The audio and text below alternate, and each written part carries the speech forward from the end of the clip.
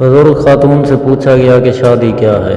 उन्होंने जवाब दिया, ये बिजली की दो तारे हैं, अगर सही जुड़ जाएं तो हर तरफ रोशनी ही रोशनी, और अगर गलत जुड़ जाएं तो पटाखे ही पटाखे।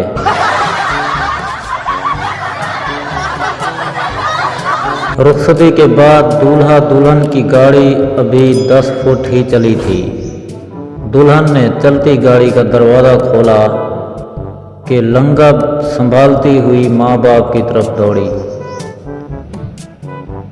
हर आंख अश्कबार हो गई, हत्ता के मूवी बनाने वाले की आंखों में भी आंसू आ गए।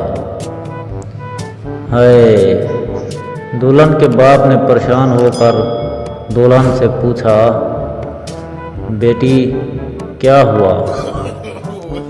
कुछ नहीं अबू, वो मैं मोबाइल का चार्जर भूल गई थी।